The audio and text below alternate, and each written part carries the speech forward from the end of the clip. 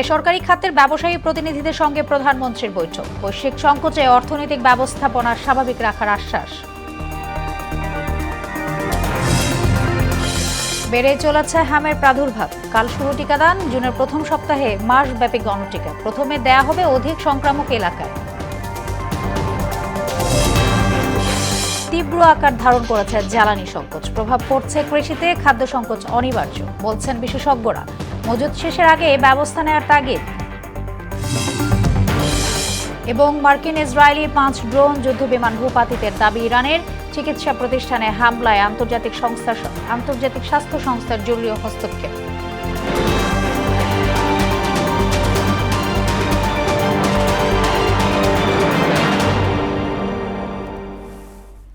আসসালামু আলাইকুম, স্বাগতম হোনা সংবাদে। এতক্ষণ শুনছিলেন শিরোনাম, আর পুরো সংবাদ জুড়ে আছি আমি সোনিয়া ইসলাম।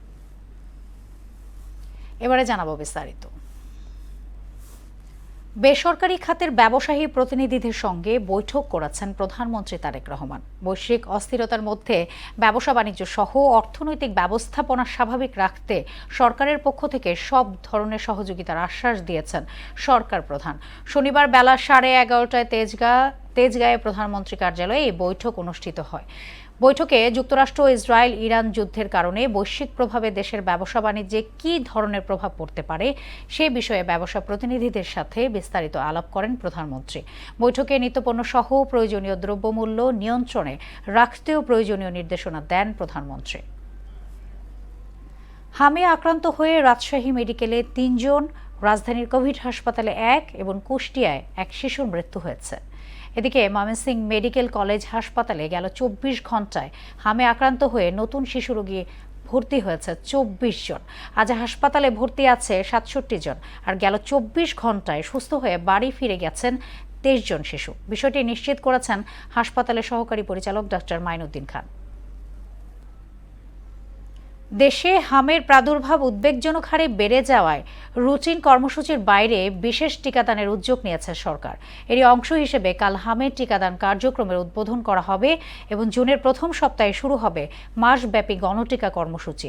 উদ্বোধনের পর প্রথম পর্যায়ে বেশি সংক্রামক এলাকায় এই টিকা দেবে সরকার। স্বাস্থ্য অধিদপ্তরের তথ্য মতে এই কর্মসূচির মাধ্যমে প্রায় 2 কোটি শিশুকে টিকার আওতায় আনার লক্ষ্য নির্ধারণ করা হয়েছে। 6 মাস থেকে 10 বছর বয়সী সব শিশু এতে অন্তর্ভুক্ত থাকবে, যা বর্তমান সংক্রমণ পরিস্থিতি বিবেচনায় একটি বিস্তৃত পদক্ষেপ। এ নিয়ে আরো জানাতে শ্যামলী শিশু হাসপাতাল থেকে যুক্ত হচ্ছেন সহকর্মী তরিকুল ইসলাম। আমরা চলে যাচ্ছি তার কাছে। তরিকুল, যেমনটাই জানি বেশ কিছুদিন ধরে হামের প্রাদুর্ভাব উদ্বেগজনক হারে বেড়েছে এবং টিকা কার্যক্রমের প্রস্তুতিও চলছে। আপনার কাছে এই বিষয়ে কি তথ্য আছে জানাবেন আমাদের।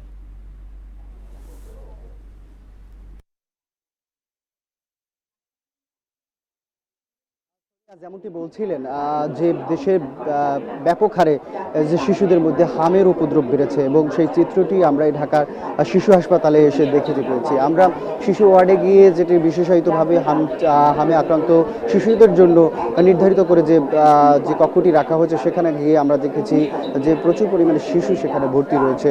আনুমানিক 50-এর ঊর্ধ্বে সেখানে রোগী রয়েছে এবং এই চিত্রটি ঢাকার শহর দেশের সর্বস্তরে এবং সেটিকে লক্ষ্য রেখে সরকার আগামী 5 রবিবার আনুষ্ঠানিকভাবে হামের টিকাদান কার্যক্রম উদ্বোধন করেন এবং আগামী জুন মাসের প্রথম সপ্তাহ থেকে শুরু করে 1 মাসব্যাপী গণটিকা কর্মসূচি পালন করবে সরকারের পক্ষ থেকে। এবং এটিকে উদ্বোধন করেছেন ইতিমধ্যে স্বাস্থ্য অধিদপ্তর এবং এই টিকাদান কর্মসূচিতে প্রায় 2 কোটি শিশুদের টিকার আওতায় আনা হবে এবং এই লক্ষ্যে 6 মাস থেকে 10 বছর বয়সী সব শিশুদের আয়তে অন্তর্ভুক্ত করার কথা ভাবছেন সরকার। সম্প্রতি অনুষ্ঠিত ন্যাশনাল ইমিউনোলজি টেকনোলজি অ্যাডভাইজার কমিটির সভায় এই সিদ্ধান্ত নেওয়া হয়েছে বলে নিশ্চিত করেছে স্বাস্থ্য অধিদপ্তর। এবং স্বাস্থ্য অধিদপ্তর রোগ নিয়ন্ত্রণ শাখার পরিচালক হালিমুর রাশিদের সাথে আমরা কথা বলেছি। তিনি বলেছেন নিয়মিতভাবে 9 মাস বয়সে হামের প্রথম ডোজ এবং 15 মাসে দ্বিতীয় ডোজ দেওয়ার কথা হলেও বর্তমান পরিস্থিতি মোকাবেলায় এই বিশেষ টিকাদান কর্মসূচি যেটি স্বাস্থ্য মন্ত্রণালয় হাতে নিয়েছে বাংলাদেশের বর্তমান প্রেক্ষাপটকে কেন্দ্র করে। এবং টিকাদান কর্মসূচি শুরুর আগে সারা দেশে কার্যক্রম পরিচালনা হবে এবং নির্ধারিত সময় অনুযায়ী অভিভাবকদের অবহিত করা হবে বলে নিশ্চিত করেছে স্বাস্থ্য অধিদপ্তর এবং স্বাস্থ্য মন্ত্রণালয়ের কর্মকর্তারা এবং আন্তর্জাতিক জোট গ্যাভিয়ার কর্মসূচি অর্থায়ন এবং টিকা এবং লজিস্টিক সহায়তা দিচ্ছে বলেও নিশ্চিত করেছেন স্বাস্থ্য মন্ত্রণালয় সাংবাদিকদের। এর মধ্যে টিকা সরবরাহ শুরু হয়েছে এবং পর্যাপ্ত সিরিঞ্জও এসে পৌঁছেছেন হাসপাতালগুলোতে এবং যেটি আনুষ্ঠানিকভাবে উদ্বোধন করা হবে আগামীকাল রবিবার। এবং এই কর্মসূচি সফল করতে স্বাস্থ্য অধিদপ্তর সহ সরকারের নানান পর্যায়ে ব্যক্তিরা জোরে সোরে লড়ে বসেছেন এবং তারা কাজ করছেন। এবং আপনি জানেন যে শিশুদের যে টিকাদান কর্মসূচি এবং এটিকে বাস্তবায়িত করার জন্য কোনো ধরনের অনিয়ম যাতে না ঘটে সেটিও নিশ্চিত করার কথা বলেছেন সাংবাদিকদের স্বাস্থ্য অধিদপ্তরের পরিচালক। এবং দেশের এই যে একটি প্রাদুর্ভাব হামের প্রাদুর্ভাব সেটি হঠাৎ করেই হয়েছে এবং এই বর্তমান সরকার যেটি নিশ্চিত করেছেন যে পূর্ববর্তী সরকার এবং এর আগে এই হাম টিকা সরবরাহ দেশে ঠিকভাবে ছিল না বলেই এই প্রাদুর্ভাবটা দেখা দিয়েছে। এবং বর্তমান সরকার যেটি আশ্বস্ত করেছেন দেশবাসীকে সেটি হচ্ছে যে সঠিক পর্যায়ে যাতে নাগরিক পর্যায়ে নিশ্চিন্তে শিশুদেরকে টিকা দেওয়া যায় সেটি নিশ্চিত করা হবে সরকারের পক্ষ থেকে। সোনিয়া, সর্বশেষ রাজধানী শিশু হাসপাতাল থেকে এই তথ্য ছিল আমার কাছে হাম সংক্রান্ত। সোনিয়া। তরিকুল, আপনাকে ধন্যবাদ। জ্বালানি তেলের তীব্র সংকটের রাজধানীর জনজীবন কার্যত বিপর্যস্ত হয়ে পড়েছে। ভোর থেকে গভীর রাত পর্যন্ত বিভিন্ন পেট্রোল পাম্পে দেখা যাচ্ছে দীর্ঘ লাইন। ভুক্তভোগীদের অভিযোগ, একটি অসাধু চক্র ইচ্ছাকৃতভাবে কৃত্রিম সংকট সৃষ্টি করে পরিস্থিতিকে আরও জটিল করে তুলছে। এদিকে পেট্রোল পাম্পগুলোতে অব্যবস্থাপনা ও অনিয়ম ঠেকাতে ভ্রাম্যমাণ আদালত পরিচালনা করা হচ্ছে। তবে দ্রুত কার্যকর সমাধান না এলে এই দুর্ভোগ আরও বাড়বে বলেও শঙ্কা সংশ্লিষ্টদের। এ নিয়ে আরও জানাতে রাজধানী থেকে যুক্ত হচ্ছেন সহকর্মী শামীমুজ্জামান চৌধুরী। আমরা চলে যাচ্ছি তার কাছে। শামীম, একটু আগেই বলছিলাম তীব্র সংকটে রাজধানীবাসী, পেট্রোল পাম্পের এখন দেখা যাচ্ছে তীব্র সংকট। তো জনজীবনও এখন কার্যত বিপর্যস্ত অবস্থায় আছে। আপনি তো পেট্রোল পাম্পগুলো তো ঘুরে দেখেছেন, কি দেখছেন এই মুহূর্তে সেখানকার চিত্র জানাবেন?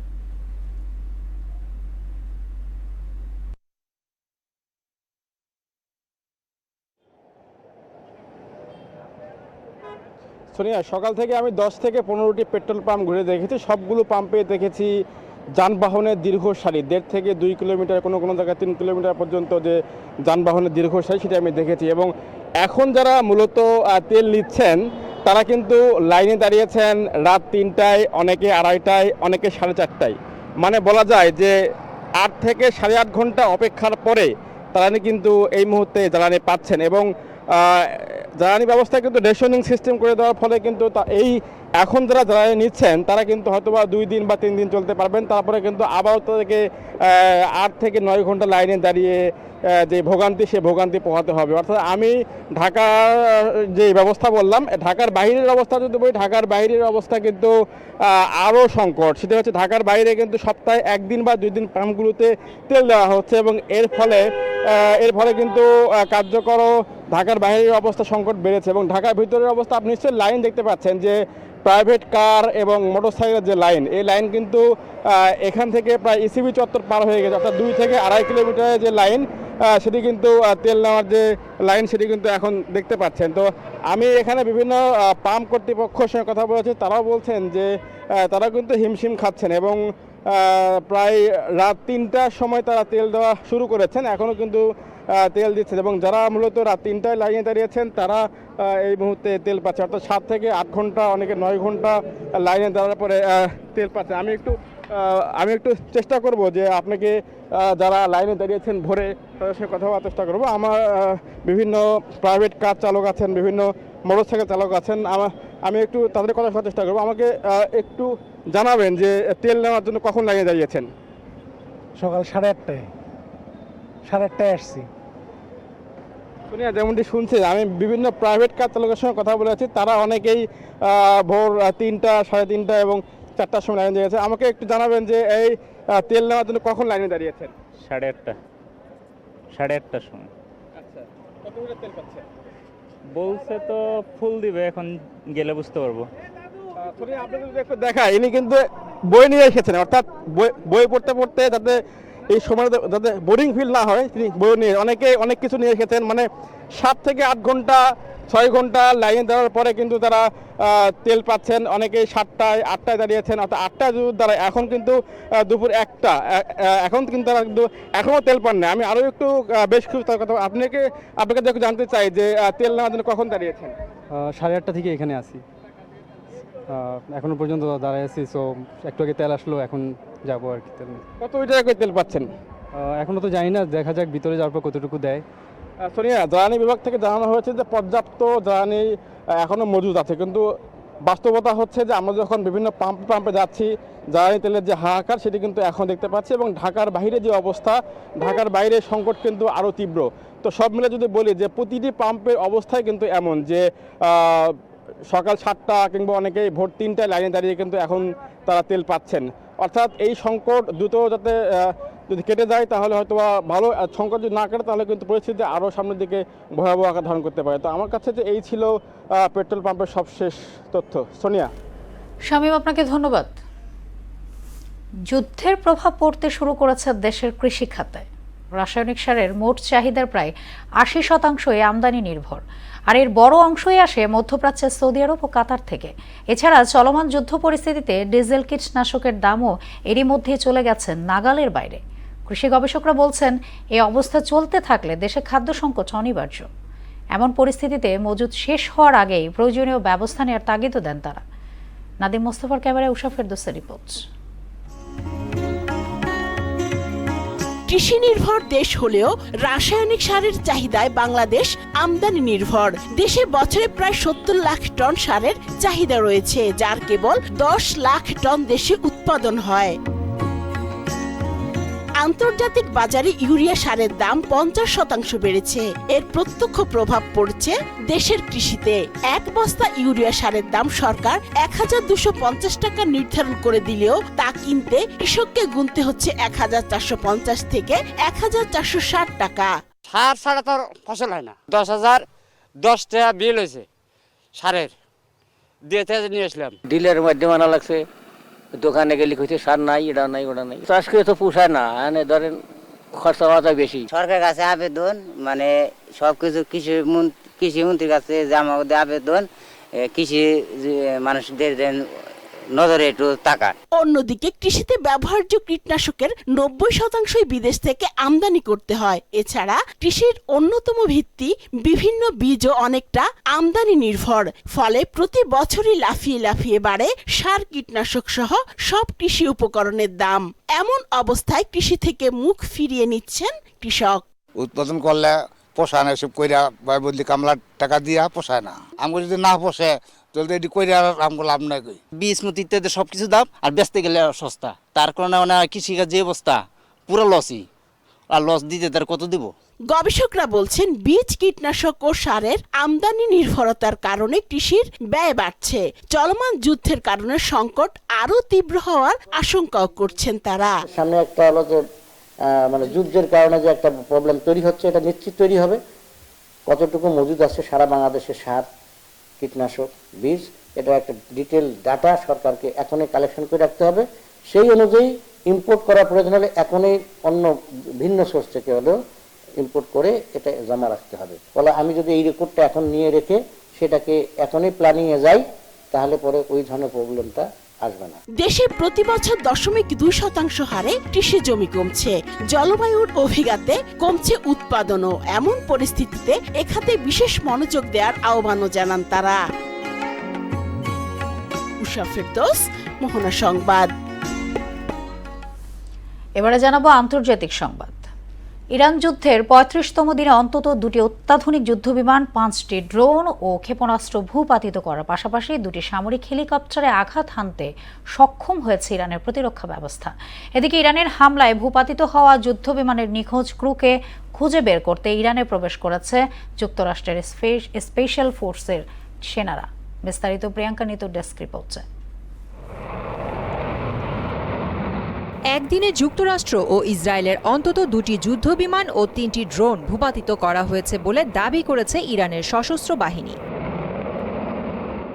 শনিবার Islamic Revolutionary Guard Corps IRGC বিবৃতিতে জানা যায় তাদের অ্যারোস্পেস ডিফেন্স ফোর্স খোমেইন ও জানজান আকাশসীমায় দুটি ক্রুজ ক্ষেপণাস্ত্র সফলভাবে শনাক্ত ও ধ্বংস করেছে। এতে বলা হয় ইস্পাহানের আকাশে দুটি MQ-9 অ্যাটাক ড্রোন ভূপাতিত করা হয়েছে। পাশাপাশি বুশেহরের আকাশে একটি হারমেস ড্রোন ধ্বংস করা হয়েছে। একই দিনে দেশটির সমন্বিত বিমান প্রতিরক্ষা ব্যবস্থা হরমুজ প্রণালীর নিকটবর্তী দক্ষিণাঞ্চলীয় জলসীমায় একটি মার্কিন A-10 ওয়ার্থগ যুদ্ধবিমান ভূপাতিত হয়েছে। অন্যদিকে ইরানের হামলায় ভূপাতিত হওয়া যুদ্ধবিমানের নিখোঁজ ক্রুকে খুঁজে বের করতে ইরানে প্রবেশ করেছে যুক্তরাষ্ট্রের স্পেশাল ফোর্সের সেনারা। স্থানীয় সময় শুক্রবার রাতে তারা দেশটিতে প্রবেশ করে বলে জানিয়েছে ব্রিটিশ সংবাদ মাধ্যম দ্য টেলিগ্রাফ। এদিকে 2027 অর্থবছরের বাজেট প্রস্তাবে প্রতিরক্ষা খাতে প্রায় $1.5 ট্রিলিয়ন বরাদ্দ চেয়েছে হোয়াইট হাউস। এই প্রস্তাব গৃহীত হলে যুক্তরাষ্ট্রের সামরিক ব্যয় সর্বোচ্চ পর্যায়ে পৌঁছাবে। নতুন পারমাণবিক ওয়ারহেড তৈরি, বিদ্যমানগুলোর আধুনিকায়ন এবং ভবিষ্যৎ মার্কিন নৌবাহিনীর জন্য নতুন প্রযুক্তি উন্নয়নে এই অতিরিক্ত অর্থ ব্যবহৃত হবে। প্রিয়াঙ্কা নিতু, মোহনা সংবাদ। দর্শক, সচিবালয়ে স্বাস্থ্যমন্ত্রী হামিদ টিকা নিয়ে ব্রিফিং করছে, আমরা সরাসরি চলে যাচ্ছি সেখানে। ওটাতে কোনো রিঅ্যাকশন হয় না। বললাম তো ইপিএর আগে এই শেষ ক্যাম্পেইনই হয়েছে 2020 সালে। আচ্ছা, আমি আর একটু অ্যাড করি, এই টিকাটা যদি ডাবলও পরে কোনো ক্ষতি হয় না, এটা আমাদেরকে তারা বলেছেন। কাজে এটা নিয়ে চিন্তা করো তো, কোনো ক্ষতি হয় না, সাইড রিঅ্যাকশন নাই। কাজে এই টিকাটা দেওয়া যায়, আমরা দিয়ে যাব। 6 মাস থেকে 59 ভিতরে যারা আছে, আগে নেক বা না নেক, সবাইকে কভার করব ইনশাআল্লাহ। বাস এই ব্যাপারে ইতিমধ্যে হার্ম হয়েছে তারা ছাড়া সবাই, হ্যাঁ, অসুস্থ যারা অসুস্থ এরা ছাড়া, যে বাচ্চাগুলো। জি,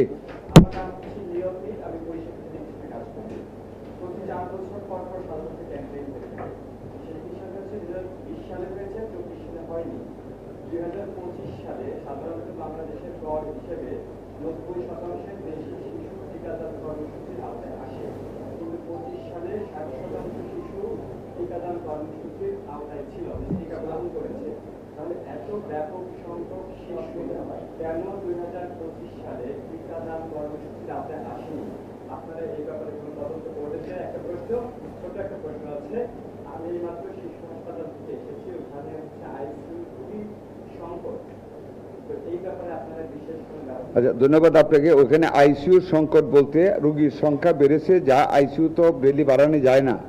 আমাদের যে আইসিইউ ক্যাপাসিটি আছে সেটা ভরে গিয়েছে, রুগী বের হচ্ছে, রুগী ঢুকতেছে। আমার সাথে সকালে ওখানে আমাদের কমিটির সভাপতি সাহেবের আলাপ হয়েছে, আজকে 61 জন রুগী হয়েছে। এর মধ্যে যদি কারো আইসিইউর প্রয়োজন পড়ে আমরা অল্টারনেটিভ ব্যবস্থা করার জন্য আমরা বসে আছি এবং ইনশাল্লাহ ব্যবস্থা করবো। নাম্বার 1। নাম্বার 2, প্রশ্ন করেছেন কেন 25 সালে হয় নাই, সেই ব্যাপারে কোনো তদন্ত হবে কিনা। দেখেন, আমরা এখন কাজ করতে চাই, অতীতে তদন্ত করে কাউকে ফাঁসি কাস্টে ঝুলিয়ে আমার লাভ নাই। আমাকে আমার মানুষকে বাঁচাতে হবে, আমার শিশুদের বাঁচাতে হবে, আমার যন্ত্রপাতি আনতে হবে। We are giving importance to the current work, current liability, current attack, এগুলিকে আমরা মিট করতে চাই। অতীত নিয়ে ঘাটাঘাটি এখন পর্যন্ত করতে চাচ্ছি না, ভবিষ্যতে কি হবে আমি জানি না। জি,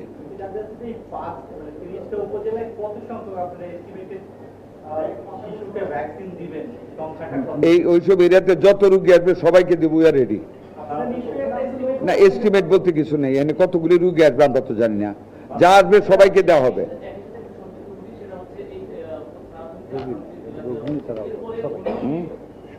হ্যাঁ, ওটাই তো বললাম।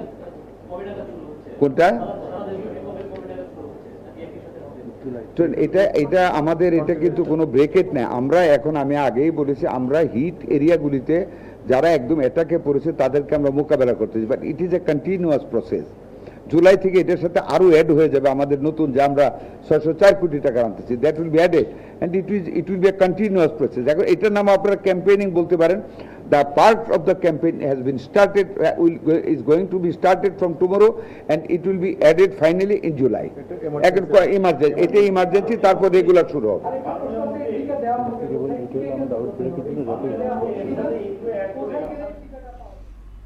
দর্শক, এতক্ষণ দেখছিলেন সচিবালয় থেকে হামিদ টিকা নিয়ে স্বাস্থ্যমন্ত্রী ব্রিফিং। এবার আমরা চলে যাচ্ছি পরের সংবাদে। প্রায় এক সপ্তাহ পার হলেও এখনও ফিরে আসেনি গভীর সমুদ্রে মাছ শিকার করতে গিয়ে মিয়ানমারের কোস্টগার্ডের হাতে আটক 16 জেলে। কর্মক্ষম ব্যক্তিদের খোঁজ না পেয়ে মানবেতর জীবন পার করছে তাদের পরিবার। দ্রুত তাদের উদ্ধারে সরকারের প্রতি জোর আহ্বান জানিয়েছেন নিখোঁজদের স্বজনরা। নাজিমউদ্দিন রিয়াদের প্রতিবেদন জানাচ্ছেন মাহমুদ আক্তার। ঈদের পর ট্রলারে সাগরে মাছ ধরতে যান লক্ষ্মীপুরের 16 জেলে। এর মধ্যে রামগতি উপজেলার 9 জন, নোয়াখালীর সুবর্ণচরের 4 জন, চট্টগ্রামের 2 জন এবং ভোলার 1 জন ছিলেন। 25শে মার্চ রাতে কক্সবাজারের উখিয়া সংলগ্ন এলাকায় বাংলাদেশ মিয়ানমার জলসীমার কাছাকাছি এলাকা থেকে তাদেরকে ধরে নিয়ে যায় মিয়ানমার কোস্টগার্ড। এ তথ্য জেলেরা তাদের স্বজনদের জানান। এরপর থেকে তাদের ফোন বন্ধ। কেউ সন্তানের ছবি, কেউ বাবার ছবি, আবার কেউ স্বামীর ছবি বুকে জড়িয়ে প্রিয় মানুষের ফিরে আসার অপেক্ষায়। একদিকে প্রিয়জন হারানোর শঙ্কা, অন্যদিকে সংসার চালানো দুশ্চিন্তায় দিন কাটছে তাদের। 4 দিন আগে নদীতে গেছে মাছ ধরার জন্য। কক্সবাজার রেল লাইনে গেছে, কে যারা কারার ধরে নিয়ে গেছে মায়ানমার দেশে শুনছি। দীর্ঘ 2-3 দিন নিখোঁজা আছে। বুধবার 12টার দিকে সে ফোন দিছে, সে মায়ানমার দেশের লোকেরা সে ধরে নিছে। 7 দিন আজকের দিন গেছে, আমরা কোনো ছেলের কোনো খোঁজ খবর পাই। আপনাদের দাঁড়িয়ে অনুরোধ দাঁড়ি যেমনি আমাকে এই ছেলেরা আমাকে বাড়ি নেই, ঘর নেই, আমরা নদী ভাঙা মানুষ। আমার বাইক নেই এবং আমার বাইক সহকারে যে 16 জন মানুষ আছে, এই 16 জন মানুষের যেভাবে উদ্ধার করিয়া তাদের পরিবারের কাছে পৌঁছে দেওয়ার জন্য অনুরোধ জানাচ্ছি। স্থানীয় সমাজকর্মীরাও জেলেদের উদ্ধারে কাজ করছেন। প্রশাসন সহ বিভিন্ন মহলে যোগাযোগ করা হচ্ছে বলে জানালেন অতিরিক্ত জেলা প্রশাসক। আমাদের যে কোস্টগার্ড এবং নৌ পুলিশ আছে তাদের মাধ্যমেও বিষয়টা খোঁজ নেওয়ার জন্য আমরা সংশ্লিষ্ট কর্তৃপক্ষকে অনুরোধ জানিয়েছি। সাগরে জীবিকার জন্য যাওয়া জেলেদের নিরাপত্তায় এখন বড় প্রশ্ন হয়ে দাঁড়িয়েছে। মাহমুদ আক্তার, মোহনা সংবাদ। শেষ করব মোহনা সংবাদ, যাবার আগে শিরোনামগুলো আরও একবার।